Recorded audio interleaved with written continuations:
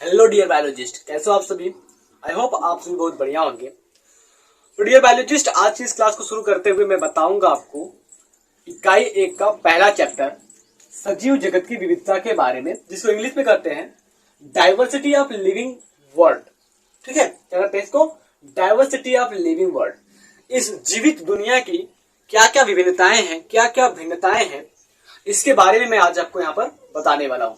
तो सबसे पहले मैं आपको बता दूं कि इस अध्याय में पढ़ना क्या है। ठीक है, जब हमको हेडिंग्स पता हो जाएगा तो हम आसानी से पढ़ लेंगे। सबसे पहला जो हेडिंग है वो है सजीव जगत। इस चैप्टर का सबसे पहला हेडिंग कौन सा है? वो है सजीव जगत। देखो, सजीव जगत का मतलब क्या होता है, आप सभी को मैं बता दूं कि जो सजीव होता है, सजीव का मतलब होता है लिविंग। अंग्रेजी में इसको कहते हैं लिविंग। अब इसका मतलब क्या होता है कि ऐसा जीव जो चल सके, बात कर सके, खा सके, पी सके, श्वसन कर सके, उत्सर्जन कर सके, वो सजीव कहलाता है। और जगत का मतलब होता है वर्ल्ड, यानी कि लिविंग वर्ल्ड। ठीक है, वर्ल्ड का मतलब होता है दुनिया, संसार। ऐसा संसार जहां पर केवल और केवल सजीव रहते हैं, उस जगत के बारे में हम बात करने वाले हैं। उसके बाद दूसरा इसमें आपको मिलता है सजीव जगत की दो मुख्य शाखाएं। सजीव जगत की दो मुख्य शाखाएं।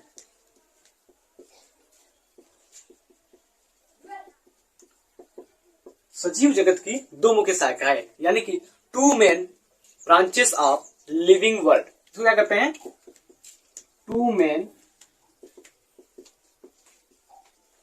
Branches of living world. ठीक है, लिविंग वर्ल्ड। तो अगर हम सजीव जगत की दो प्रमुख शाखाओं की बात करते हैं तो यहां पर आपको मिल जाएगा एक शाखा जंतु जगत का। पहला शाखा कौन सा हो जाएगा? पहला शाखा हो जाएगा जंतु जगत का। दूसरा शाखा हो जाएगा वनस्पति जगत का। पहला क्या हो जाएगा? जंतु जगत, और दूसरा हो जाएगा वनस्पति जगत। अब देखो, यहां पर अगर हम जंतु जगत की बात करते हैं तो जंतु जगत को अंग्रेजी में कहते हैं एनिमल किंगडम। एनिमल किंगडम, या फिर इसे कहते हैं किंगडम एनिमालिया। ठीक है, क्या कहते हैं इसको? ओवर करके लिख देता हूं मैं, यहां पर कहते हैं किंगडम एनिमालिया। क्लियर हुआ इतना? आगे की अगर हम बात करते हैं इसको वनस्पति जगत। वनस्पति जगत को हम कहते हैं plant kingdom. Plant kingdom, okay. अब प्लांट किंगडम को हम किंगडम प्लांटी के नाम से भी जानते हैं। किंगडम प्लांटी के नाम से इसको हम जानते हैं, ओके। अब यहां पर मैं बात कर लेता हूं कि जो जंतु जगत है और जो वनस्पति जगत है, इसमें हम पढ़ेंगे किसके बारे में और क्या पढ़ेंगे। देखो, थोड़ी सी बातें मैं बता रहा हूं, फिर इसके बाद धीरे धीरे अलग अलग क्लास में करके मैं इस वीडियो को कंप्लीट करवा दूंगा। देखो, जंतु जगत की बात करते हैं तो नाम से पता चल रहा है कि जंतु यानी कि एनिमल। अभी हमने आपको पिछले क्लास में क्या किया था कि जंतु विज्ञान का परिभाषा बताया था। जंतु विज्ञान का परिभाषा बताया था, जिसको इंग्लिश में कहते हैं जूलॉजी। हमने इसमें क्या बताया था आपको? कुछ इस तरीके से बताया था कि जो जूलॉजी होता है वो दो ग्रीक वर्ड से मिलकर के बना होता है। ठीक है, जो जूलॉजी होता है वो दो ग्रीक वर्ड से मिलकर के बना होता है। पहला वर्ड इसमें आता है जू और दूसरा वर्ड आता है लॉगस, ओके। जू का मतलब मैंने आपको बताया था एनिमल,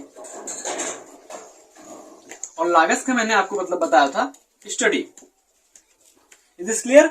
अभी देखो क्या करता है इसमें, जो जंतु जगत है जिसको हम किंगडम एनिमालिया या फिर एनिमल किंगडम से नाम से जानते हैं, इसमें क्या करना है? हमको स्टडी करना है एनिमल के बारे में। ठीक है, एनिमल के बारे में स्टडी करना है, और उसको हमको देखना है कि जितने भी इस दुनिया में एनिमल पाए जाते हैं, जितने भी इस दुनिया में जानवर पाए जाते हैं, जंतु पाए जाते हैं, उनको किन किन भागों में बांटा गया है और क्या क्या नाम दिया गया है उनके भागों का, इनको कितने भागों में वर्गीकृत किया गया है। ठीक है, इसके बारे में जानना है। और सेकेंड यहाँ पर जो आता है वनस्पति जगत। तो वनस्पति जगत के पहले मैंने पिछले क्लास में क्या बताया था? वनस्पति विज्ञान के बारे में। वनस्पति विज्ञान के बारे में मैंने बताया था। इसको क्या कहते हैं, वनस्पति विज्ञान को बॉटनी कहते हैं। ठीक है, और हमने इस बॉटनी के लिए हमें बताया था कि जो बॉटनी है, बॉटनी क्या चीज है, वो शब्द से बना हुआ है बॉटेन। ठीक है, बॉटनी क्या है, एक बॉटेन शब्द से बना हुआ है जिसका मतलब होता है herb, SERB and plant. Okay, herb, SERB and plant. तो यहां से मैं आपको बताऊं कि वनस्पति जगत जो होता है, जो किंगडम प्लांटी होता है, फिर प्लांट किंगडम होता है, तो वहां पर हम बात करेंगे जितने भी छोटे छोटे पौधे आते हैं, झाड़ियां आती हैं, बड़े बड़े पौधे आते हैं, पुष्प वाले पौधे, बिना पुष्प वाले पौधे, बीज वाले पौधे, बिना बीज वाले पौधे, फूल वाले, इन सभी पौधों का क्लासिफिकेशन करेंगे, वर्गीकरण करेंगे, और किस क्लास में, किस वर्ग में किस पौधों को रखा गया है, किसके बारे में हमें जानना है, इन सभी के बारे में हम पढ़ेंगे वनस्पति जगत के अंदर। यानी कि हम कह सकते हैं संपूर्ण पादप के बारे में, संपूर्ण पौधे के बारे में पढ़ेंगे वनस्पति जगत के अंदर, और संपूर्ण जंतु के बारे में, संपूर्ण जानवर के बारे में हम पढ़ेंगे एनिमल किंगडम के अंदर, यानी कि जंतु जगत के अंदर। इसके बाद आगे हम बात करते हैं, अगला टॉपिक क्या है, वो है हमारा सजीव में विविधता की संकल्पना। ठीक है, उसका क्या है, सजीव में विविधता की संकल्पना। सजीव में विविधता की संकल्पना, तो यहां पर हम बात करेंगे जो सजीव है वो कैसे हमें बताते हैं कि हम सजीव हैं, क्या प्रूफ मिलता है कि वो सजीव है, इस सभी के बारे में हम इसमें बात करेंगे। आगे क्या है अगला टॉपिक, उसको देखते हैं। तो अगला है विविधता में क्रमबद्धता। विविधता में क्रमबद्धता। विविधता में क्रमबद्धता, जो हमारे पास, देखो एक बात पहले समझ लो, विविधता का मतलब क्या होता है। विविधता का मतलब होता है विभिन्नता। इसको मैं और सिंपल कर देता हूं, विभिन्नता का मतलब होता है अलग अलग। ठीक है, विविधता का मतलब होता है विभिन्नता, और विभिन्नता का मतलब होता है अलग अलग। तो हम क्या पढ़ेंगे, जो अलग अलग जीव होते हैं, जो अलग अलग पौधे होते हैं, उसमें किस प्रकार से क्रमबद्ध उसका वर्गीकरण किया गया है, उसके बारे में इसमें हम जानेंगे। फिर अगला टॉपिक क्या आता है हमारा, अगला टॉपिक होता है वर्गीकी एवं वर्गीकरण विज्ञान। ठीक है, यहां पे मैं लिखता हूं वर्गीकी एवं वर्गीकरण विज्ञान। वर्गीकी एवं वर्गीकरण विज्ञान। ठीक है, तो मैं आपको बताऊं कि वर्गीकी का मतलब क्या होता है, वर्गीकरण विज्ञान क्या होता है ना। देखो, वर्गीकी का मतलब होता है टैक्सोनॉमी, और वर्गीकरण का मतलब होता है क्लासिफिकेशन।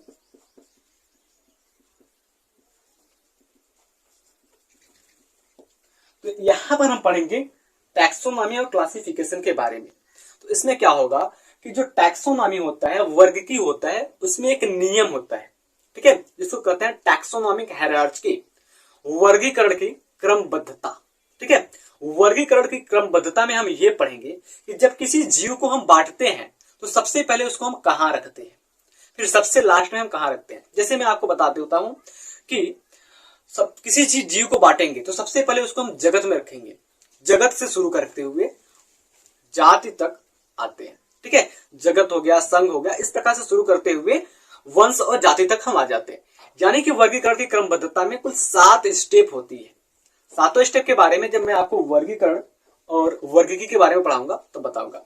तो वर्गीकी क्या हो गया, अब वर्गीकरण के बारे में बात करते हैं। जैसे कि हम मनुष्य हो गए और हमारे आसपास कुछ पशु भी रहते हैं, पक्षियां भी रहते हैं, छोटे छोटे कीट मकोड़े भी रहते हैं। तो उनको किस भागों में कैसे कैसे रखा गया है वर्गीकरण में, वो चीजें हम जानेंगे।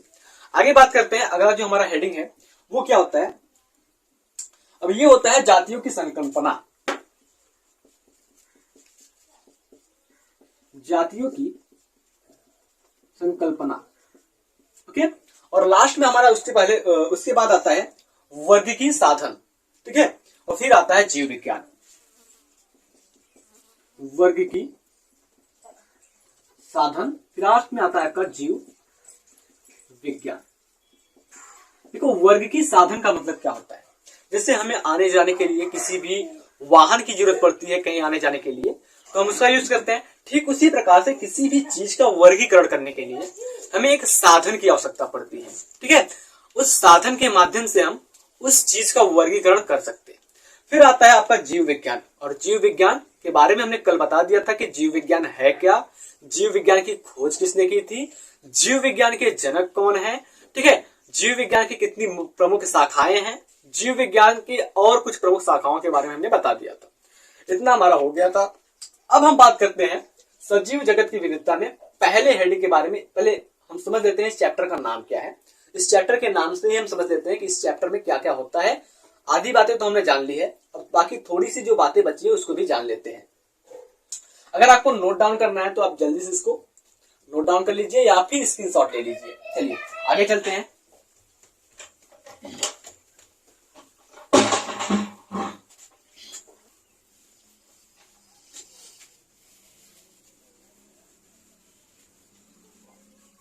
देखो, अब हम बात करते हैं सजीव जगत। सजीव जगत तो ऐसा तो है नहीं कि हमारे दुनिया में केवल और केवल सजीव है, हमारे दुनिया में निर्जीव भी है। ओके, सजीव तो हमारे दुनिया में केवल है नहीं, हमारे दुनिया में निर्जीव भी है। जैसे हम मनुष्य हैं तो साथ में हमारे साथ निर्जीव, ये हमारा बोर्ड है। ठीक है, हमारा कैमरा है, मार्कर है, ये निर्जीव है, और हम क्या है, सजीव है। ठीक है, और हमारे आसपास पेड़ पौधे हैं, वो भी सजीव है। छोटे छोटे कीड़े मकोड़े हैं, वो भी सजीव है। तो ऐसा तो हम कह नहीं सकते कि हमारी दुनिया में केवल और केवल सजीव है। हम कह सकते हैं कि हमारे दुनिया में केवल और केवल जीव रहते हैं। ठीक है, केवल और केवल क्या रहते हैं, जीव रहते हैं। अब उन्हीं जीवों में से हम एक तरफ पढ़ेंगे सजीव के बारे में और दूसरी तरफ थोड़ी सी जानेंगे निर्जीव के बारे में। देखिए, सजीव का मतलब होता है लिविंग ऑर्गेनिज्म। Living organism. अब हम आपको थोड़ी सी लक्षण के बारे में बताते हैं कि सजीव का क्या लक्षण होता है। ठीक है, सबसे पहले पॉइंट पर आता है कि जो हमारा सजीव होता है उसमें वृद्धि पाई जाती है तथा विकास पाई जाती है। वृद्धि तथा विकास पाई जाती है, यानी कि हम कह सकते हैं कि हमारा जो सजीव होता है, जो हमारा लिविंग ऑर्गेनिज्म होता है, उसमें पाया जाता है ग्रोथ और साथ में पाया जाता है डेवलपमेंट। ग्रोथ और डेवलपमेंट पाया जाता है। जैसे एग्जांपल लेते हैं कि आप जब पैदा हुए थे तो आपकी साइज इतनी थी, आप बड़े हुए थोड़ा सा, 3 महीना बीता, 4 महीना बीता, 2 साल बीता, 5 साल बीता, और आप धीरे धीरे बड़े होते गए और आपके शरीर की जो आकार है वो बढ़ती गई, साथ साथ आपके शरीर का जो वजन है वो बढ़ता गया, आपकी बुद्धि की विकास हुई, यानी कि आपके ब्रेन का डेवलपमेंट हुआ, आप में समझ आई। तो इस प्रकार से हम कह सकते हैं कि जो हमारा सजीव होता है उसमें वृद्धि होता है और विकास होता है। ठीक है, और यही जो वृद्धि होता है, विकास होता है, वो हमारे जंतु तथा पादप, जंतु तथा पादप यानी कि एनिमल एंड प्लांट दोनों में पाया जाता है। जो वृद्धि और विकास होता है वह जंतु और पादप दोनों में पाया जाता है। जैसे मैं एक बार और बताता हूं वृद्धि के बारे में, तो क्या इंसान जो होता है वो पहले खूब लंबाई में बढ़ जाता है, इस प्रकार से खूब लंबाई में बढ़ जाएगा, या फिर उसकी जो लंबाई होती है और उसकी चौड़ाई जो होती है दोनों साथ में बढ़ती है। ठीक है, कोई भी इंसान अगर वो मनुष्य है तो उसकी लंबाई और मोटाई दोनों साथ साथ बढ़ती है। ठीक है, यानी कि हम कह सकते हैं कि मनुष्यों में जो प्राथमिक वृद्धि होती है, प्राथमिक वृद्धि तथा द्वितीयक वृद्धि, प्राथमिक वृद्धि तथा द्वितीयक वृद्धि दोनों साथ साथ होती है। यानी कि हम कहें प्राइमरी ग्रोथ और सेकेंडरी ग्रोथ, प्राइमरी ग्रोथ और सेकेंडरी ग्रोथ दोनों साथ साथ होती है। यानी कि कोई भी इंसान अगर वृद्धि करता है तो उसमें मोटाई और लंबाई दोनों बढ़ती है। अब अगर हम पौधों की बात करते हैं अब इसका एक्सपेरिमेंट भी कर सकते हैं घर पर, मैं बताता हूं। जो प्राइमरी ग्रोथ होता है पौधों में वो सबसे पहले होता है, ठीक है। कुछ समय तक प्राइमरी ग्रोथ होगा, फिर प्राइमरी ग्रोथ रुक करके सेकेंडरी ग्रोथ होगा, अर्थात सबसे पहले प्राथमिक वृद्धि होगी कुछ समय तक, उसके बाद प्राथमिक वृद्धि रुक जाएगी, फिर द्वितीय वृद्धि होगी, ठीक है। यानी कि हम कहें तो जो पौधा होता है वो पहले लंबाई में बढ़ता है, ठीक। इस प्रकार से क्या होगा, पहले खूब लंबाई में बढ़ जाएगा,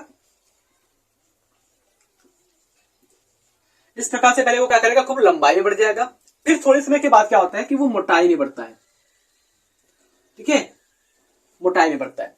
फिर ये वृद्धि थोड़ी देर रुक जाएगी, फिर पौधा लंबाई में बढ़ेगा, फिर मोटाई में बढ़ेगा, फिर लंबाई, फिर मोटाई में, इस प्रकार से वो बढ़ता जाता है। इस प्रकार से उसमें वृद्धि संभव होती है, ठीक है। यानी कि हमने आपको दो चीजें बताई, बहुत अच्छी चीजें बताई हमने आपको ये कि जो मनुष्य होता है उसमें प्राथमिक ग्रोथ और द्वितीय ग्रोथ यानी कि प्राइमरी ग्रोथ और सेकेंडरी ग्रोथ जो होता है वो दोनों साथ में होता है। पौधों में प्राइमरी ग्रोथ और सेकेंडरी ग्रोथ दोनों साथ में नहीं होता है। उसके बाद मैं अगला आपको बताऊं लक्षण।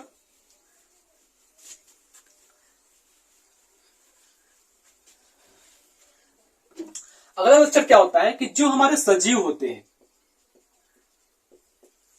वो श्वसन करते हैं। सजीव जो होते हैं वो क्या करते हैं, श्वसन करते हैं।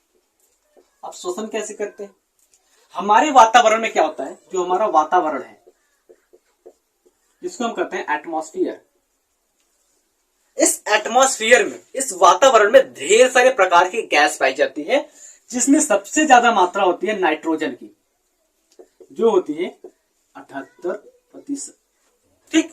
उसके बाद पाई जाती है हमारी ऑक्सीजन, जिसकी मात्रा होती है 21%। उसके बाद हमारा पाया जाता है कार्बन डाइऑक्साइड, उसकी मात्रा होती है 0.04%। इसके अलावा ढेर सारी गैसें होती हैं, जितना जरूरी है पहले उतना जान लीजिए। अब अगर हम बात करते हैं कि सजीव श्वसन करते हैं, वो बात ठीक है, सजीव श्वसन करते हैं। अब वो श्वसन किसके द्वारा करते हैं, ठीक है, श्वसन करते हैं, ठीक है। अब वो श्वसन क्रिया में वातावरण से क्या लेते हैं, इन तीनों गैसों को लेते हैं, जितने भी वातावरण में गैस उपस्थित होते हैं उनको लेते हैं। नाइट्रोजन लेते हैं, ऑक्सीजन लेते हैं, कार्बन डाइऑक्साइड लेते हैं। यानी कि अगर जब वो नाइट्रोजन को ग्रहण करेंगे तो वो 78% यानी कि 78% जो इसका अमाउंट होता है वो पूरा जाएगा। ऑक्सीजन लेंगे तो वो भी कंप्लीट जाएगा, और जो कार्बन डाइऑक्साइड होता है उसको भी लेते हैं तो वो पूरा जाता है। अब इसमें होता क्या है वो जान लीजिए। जैसे ही कोई इंसान इन गैसों को अपने शरीर के अंदर लेता है, ठीक है, इन गैसों को अपने शरीर के अंदर लेता है और फिर इसके बाद वो बाहर निकालता है, तो बाहर निकालते समय क्या होता है, देखो अगर वो ले रहा है तो कितनी मात्रा को ले रहा है, ले तो रहा है वो 78, 21 और 0.4% को, निकाल क्या रहा है, नाइट्रोजन की पूरी मात्रा 78% को निकाल देता है। ऑक्सीजन की केवल और केवल 17% मात्रा, जो 17% होती है वो निकालता है। बाकी का 4% आपके डेली की एक्टिविटी, मेटाबॉलिक प्रक्रियाओं, उपापचय की प्रक्रियाओं में खत्म हो जाती है। इसके बाद अगर हम कार्बन डाइऑक्साइड की बात करते हैं तो कार्बन डाइऑक्साइड ले कितना रहा है, 0.04%, ठीक है, और निकाल कितना रहा है, 4%, ठीक है।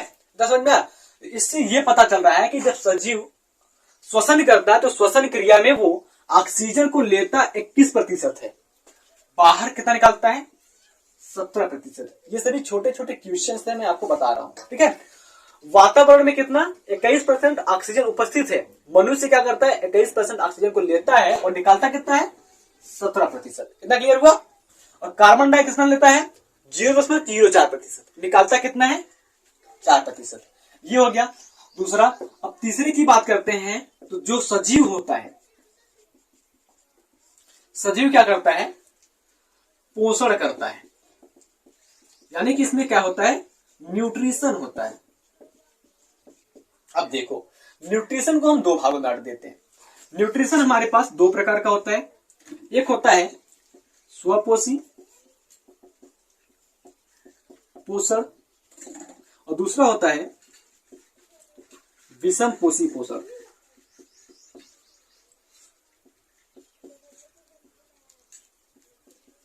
विषम पोषी पोषण, देखो स्वपोषी पोषण को हम कहते हैं ऑटोट्रॉपिक न्यूट्रिशन,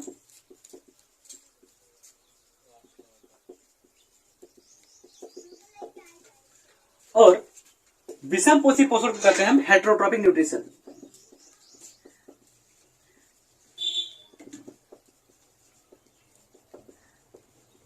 इतना क्लियर हुआ। अब मैं बताता हूं कि जो स्वपोषी पोषण होता है, जो विषम पोषी पोषण होता है, वो पाया कहां जाता है। देखो, जो स्वपोषी पोषण होता है, ऑटोट्रॉपिक न्यूट्रिशन होता है, वो पाया जाता है हमारे प्लांट में। जितने भी पौधे होते हैं, चाहे वो छोटे पौधे हो चाहे वो बड़े पौधे हो, सब में स्वपोषी पोषण पाया जाता है। ठीक है, लेकिन कुछ ऐसे भी पौधे होते हैं जिसमें विषम पोषी प्रकार का पोषण पाया जाता है। क्या होता है? विषम पोषी प्रकार का भी पोषण पाया जाता है। मैं अपवाद में लिख देता हूं, अपवाद जिसको कहते हैं एक्सेप्शन। एक्सेप्शन में आता है Venus flytrap. Venus flytrap, Venus flytrap नाम का एक पौधा है जिसमें स्वपोषी पोषण नहीं होता। इसको आप याद कर लीजिएगा, मोस्ट इंपॉर्टेंट है। वेनस फ्लाई ट्रैपा नाम का एक पौधा है जिसमें जो पोषण होता है, न्यूट्रिशन होता है, वो ऑटोट्रॉपिक न्यूट्रिशन नहीं होता है। आगे बात करते हैं, स्वपोषी पोषण में जो पौधे होते हैं वो अपना पोषण कैसे करते हैं, अपना खाना कैसे बनाते हैं। तो जो प्रक्रिया होती है वो होती है प्रकाश संश्लेषण। प्रकाश संश्लेषण जिसको कहते हैं फोटोसिंथेसिस। फोटोसिंथेसिस प्रोसेस के द्वारा पौधे अपना भोजन बनाते हैं। क्लियर हुआ।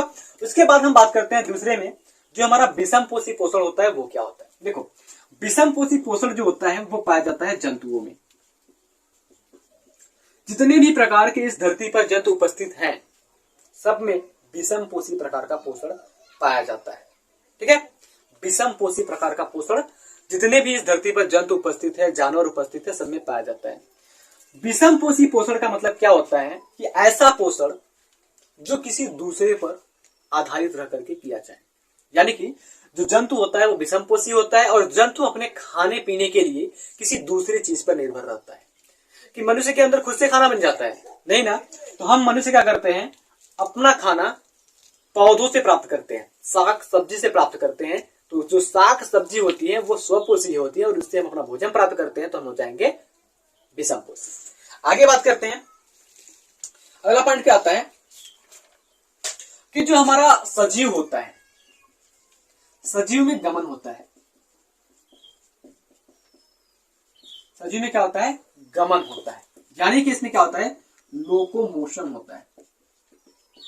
देखो, जितने भी सजीव होते हैं सब में लोकोमोशन होता है, सिवाय, अगर हम कहें सिवाय यानी कि एक्सेप्शन में लिख दें,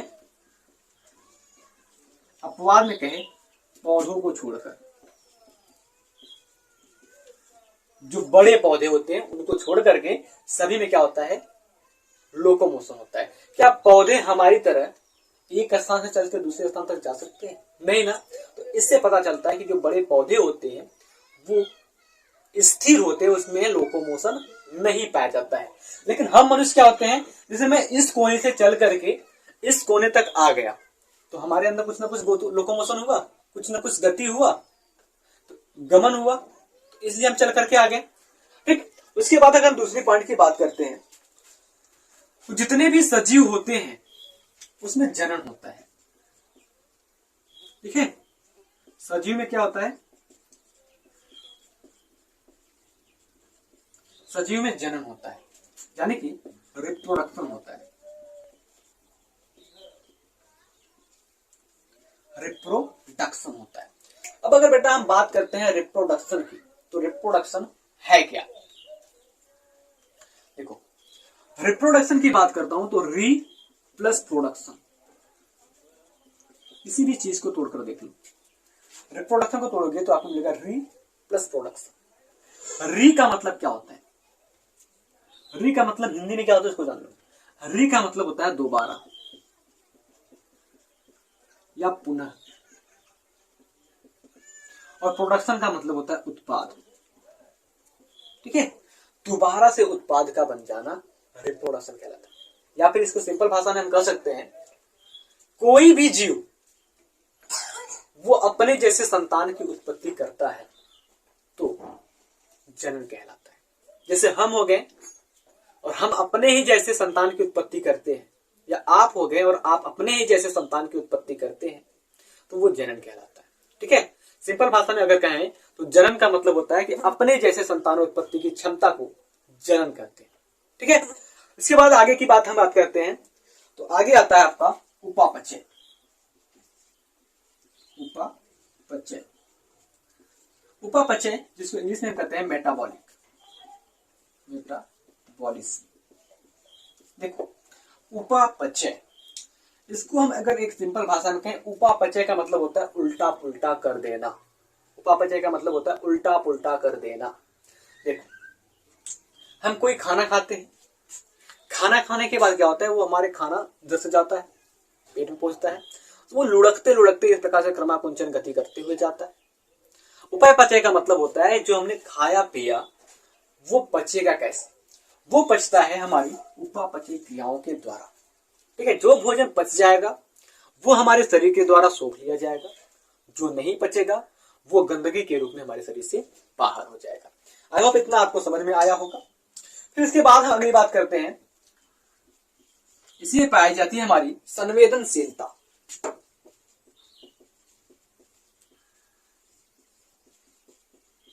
संवेदनशीलता एवं अनुकूलनशीलता, एवं अनुकूलनशीलता। संवेदनशीलता एवं अनुकूलनशीलता। देखो संवेदनशीलता का मतलब क्या होता है, एक बात मैं बताता हूं। देखो संवेदन का मतलब होता है संवेदन, ठीक है। संवेदनशीलता का मतलब होता है जैसे कि हमारे आसपास क्या बदलाव हो रहा है उसके बारे में हमें पता लग जाए, वही हमारी संवेदनशीलता होती है। जैसे आपको कोई एक थप्पड़ लगा दे और आपको लगे कि हाँ वास्तव हमने किसी को मारा है या फिर किसी ने हमको मारा है, तो वो कहलाती है आपकी संवेदनशीलता। आपका हाथ जल जाए और आपको पता चल जाए, वो कहलाती है संवेदनशीलता। आपके पैर में कांटा चुभ जाए और आपको पता चले कि हाँ हमको कांटा चुभा है, तो वो कहलाती है संवेदनशीलता, ठीक है। यानी कि आपके चारों तरफ होने वाले परिवर्तन के बारे में अगर आपको पता हो जाए तो वो कहलाती है संवेदनशीलता। अब ये संवेदनशीलता आती कहां से, हमारे शरीर में तंत्रिका तंत्र पाए जाते हैं और वहां पर ढेर सारे संवेदी भाग होते हैं जिसके द्वारा से हमें संवेदनशीलता की सूचना को पता लगता है। हमारे शरीर में ढेर सारे प्रकार के संवेदी अंग पाए जाते हैं जिसके द्वारा हमें पता लगता है कि हमारे आसपास क्या परिवर्तन हुआ है। अब इसके बाद अगर हम बात करते हैं अनुकूलनशीलता की, अनुकूलनशीलता को हम कहते हैं एडॉप्टेशन। अनुकूलनशीलता का मतलब क्या होता है उसको देखते हैं। अनुकूलनशीलता का मतलब क्या होता है कि आपके आसपास जो परिवर्तन हो रहा है और आप उसको खुद के अनुसार ढाल लें, वो कहलाता है संवेदनशीलता। जैसे मैं आपको छोटा सा एग्जांपल बता रहा हूं, आपको पक्का समझ में आएगा। देखो अभी ठंडी थी, ठंड लग रही थी, मैंने मोटे मोटे कपड़े पहने थे, रजाई गद्दा ओढ़ा था, ठीक है। तो क्या हुआ था कि हम अपने आप को ठंड से बचाने के लिए उसी के वातावरण में ढल करके और अपने आप को बचा लिए, ठीक है। ठंड की वातावरण में ढले, कुछ बिस्तरे का उपयोग किया, कुछ गर्म कपड़ों का उपयोग किया, जिसकी वजह से हम ठंड से बच गए। अब आ रही है गर्मी और अपने आप को हमको गर्मी के हिसाब से ढालना है, ठीक है। गर्मी आ रही है और गर्मी के हिसाब से अपने आप को ढालना है, यही कहलाती है हमारी अनुकूलनशीलता। यानी कि वातावरण में हो रहे परिवर्तन के हिसाब से खुद को ढाल लेने की जो प्रक्रिया होती है वो कहलाती है अनुकूलनशीलता। आई होप इतनी बातें आपको समझ में आ गई होगी सजीव के बारे में। अब हम बात करते हैं विविधता के बारे में कि विविधता क्या है।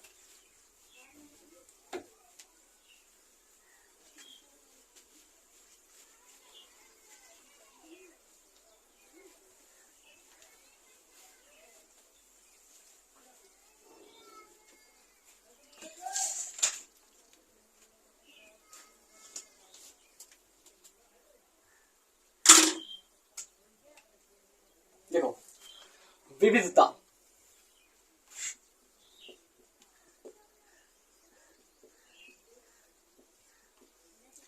विविधता की बात करते हैं तो हमारे संसार में क्या होता है,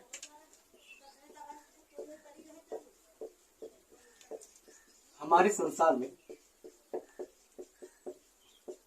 लाखों करोड़ों जीव हैं, लाखों करोड़ों जीव, ठीक है। कॉमन सा सेंस लगाइएगा, अभी बताइएगा।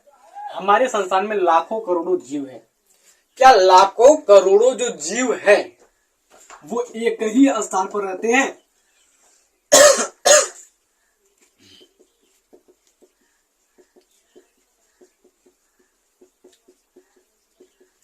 लाखों करोड़ों जीव एक ही स्थान पर रहते हैं?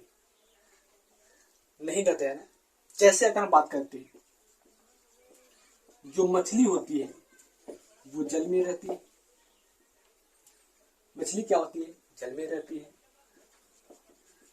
जानवर की बात करते हैं तो कुछ जानवर क्या करते हैं, सबसे ज्यादा जानवर जो होते हैं वो स्थल पर रहते हैं।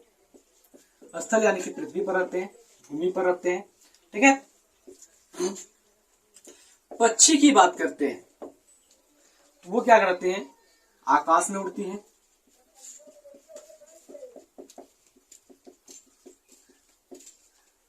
मनुष्य की बात करते हैं, पृथ्वी पर रहता है यानी कि स्थल पर रहता है। क्या बता सकते हैं आप इसमें से समानता क्या है?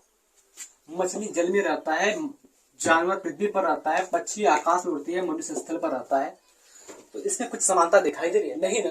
बस जब समानता आपको ना दिखाई दे एक दूसरे में, वही आपकी कहलाती है विविधता, ठीक है। यानी कि इसको हम कह सकते हैं कि हमारे संसार में लाखों करोड़ों जीव रह रहे हैं, लेकिन किसी का भी निवास स्थान एक जैसा नहीं है ना। इसी में मैं आपको एक बात और बताता हूं कि आपके इस लाखों करोड़ों जीव में एक जीव होता है माइकोप्लाज्मा। माइकोप्लाज्मा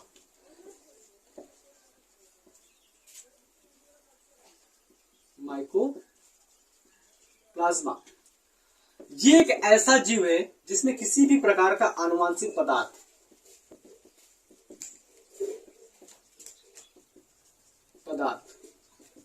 नहीं पाया जाता। ये एक ऐसा जीव है जिसमें किसी भी प्रकार का आनुवांशिक पदार्थ नहीं पाया जाता। आनुवांशिक पदार्थ का मतलब मैं बता दूं आपको, डीएनए या आरएनए नहीं पाया जाता। इस क्वेश्चन को आप नोट कर लीजिए, क्योंकि संडे को जो टेस्ट होगा मैं आपको बताऊंगा क्वेश्चन सॉल्व करते वक्त, वहां ये क्वेश्चन रहेगा। माइकोप्लाज्मा एक ऐसा जीव है जिसमें डीएनए और आरएनए दोनों ही नहीं पाए जाते। और मैं आशा करता हूं कि आज की क्लास आपको बहुत अच्छे तरीके से समझ में आई होगी। मिलते हैं आपसे नेक्स्ट क्लास में, तब तक के लिए जय हिंद, जय भारत।